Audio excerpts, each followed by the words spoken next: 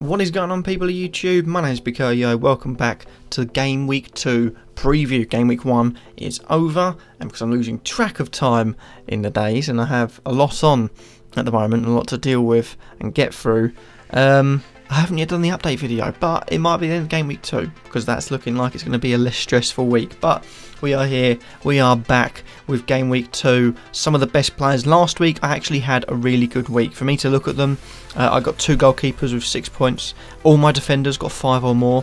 I had midfielders where at least 3 out of the 6 got attacking returns. Same with the strikers, 3 out of the 5 got attacking returns. All in all, what I was saying was going to be an awkward and sort of I wasn't too confident on it, ended up being quite good. So you're welcome for all the suggestions. This week, hopefully, I can kick things off with a bang as well. Hopefully get some good players in. Let's see what we've got for the goalkeepers. Goalkeepers, we've got Pickford, Lloris, Fabianski and Ederson. I do apologise, the prices may be a bit wrong for some of them. I'm just going to read them from their base price because at the time of sort of doing these, they're changing. So I have just got the base price there. From this video onwards, they'll have more up-to-date prices. I do apologise for that. That was my own error. But Pickford at Everton, 2-2 draw wasn't the best start for him. One was one I suggested previously. But looking at Southampton, 0-0 against Burnley. Didn't particularly, look like a good game. I think Everton can go in there, couple of goals, clean sheet, move on. Good job for them. Same with Spurs, couple of goals, move on, clean sheet, and all that sort of business because they're against Fulham, so no need to go into detail about that one. Lucas Fabianski at 4.5 million is an interesting one because Bournemouth can be a threat, but at the same time, they could also be pants. And I feel like West Ham, having played okay against Liverpool, the 4-0 sort of doing them a bit of injustice, albeit their defending from not going their area wasn't the best, and they did concede some poor goals marking wise when it comes down to it. I feel like there could be again a couple of goals and clean sheet sort of jobby, and Ederson's coming in and I see the same thing again, potentially even more goals than that one, 3 or 4 potentially. It's going to be a clean sheet. That I do see Huddersfield staying up this season. I don't see them doing much in that fixture though.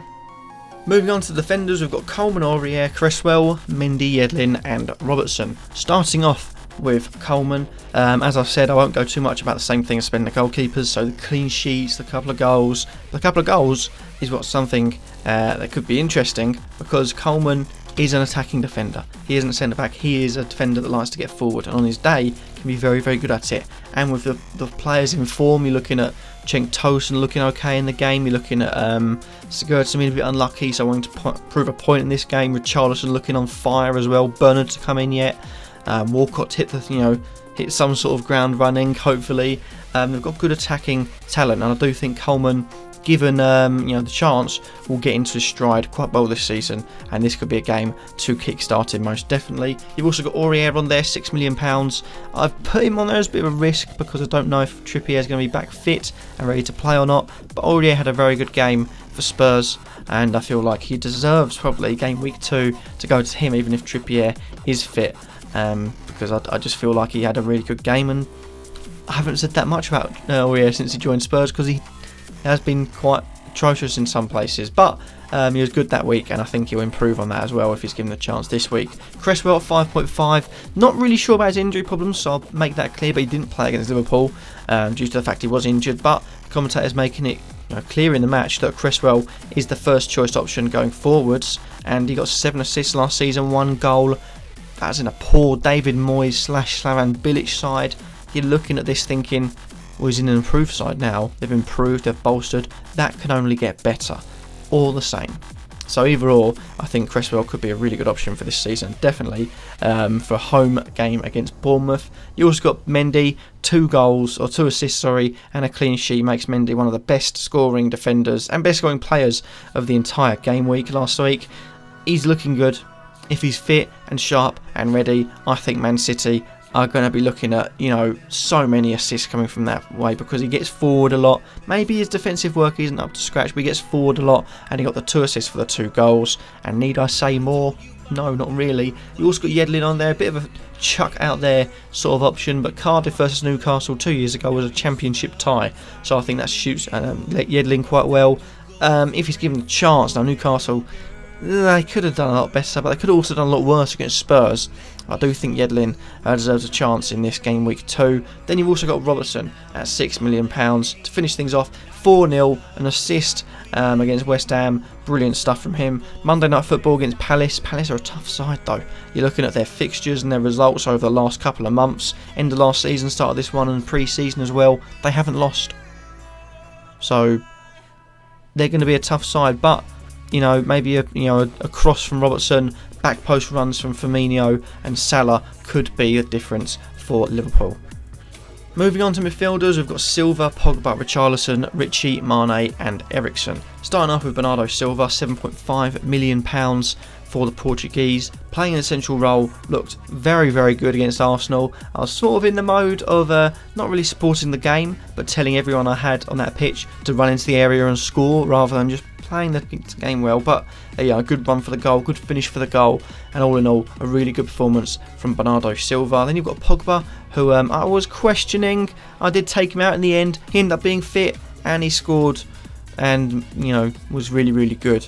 Let's hope he improves that and gets better from there, because he can. And I say, you know, you have a game like Pogba did and say he can still improve. He's mental for some people, but he can still improve, or if at least keep it up throughout the season. Don't have your hot and cold spells, because if he keeps it up, boy, at £8 million, he is a very, very good looking FPL asset.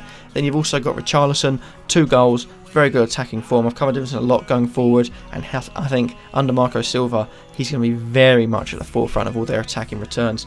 Matt Ritchie had a good game until he went off and had a strop, but he had a good game, a good start to his season, and I think he'll improve that against a rather rigid sort of Cardiff team that you can break open with one pass. Mane as well, at £9.5 million, is a very, very good attacking player. Had a very good start, as he always does, at the first game of the Premier League season.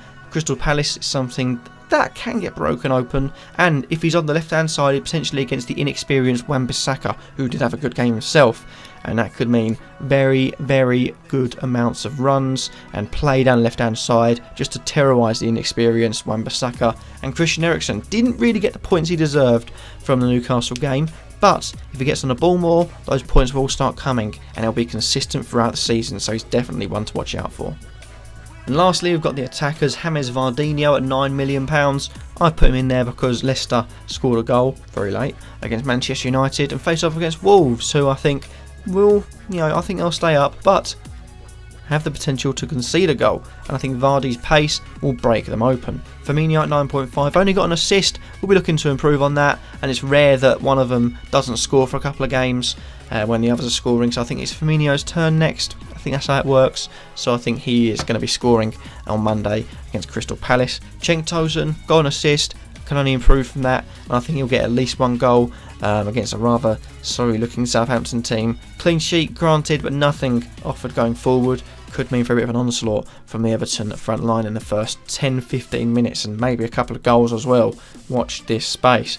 Then we've got some big hitters. We've got Kane at 12.5 and Lukaku at 11. Kane, I don't know why, but I just feel like Spurs are going to win by quite a few goals, and I really don't know why, but Kane has to score some of them. They win 4-0 and Kane doesn't score or assist. Whew, my lord. But he has to score, surely, break his ducks, and that's a massive monkey off his back for game week 3, where he can hopefully kick on with things against a rather tough test, I would say, against Manchester United, but hopefully he can kick on from there. And also Romelu Lukaku, Manchester United away against Brighton. They won 4-0 against Brighton early on in the season last time, and I think maybe another 4-0 could be on the cards.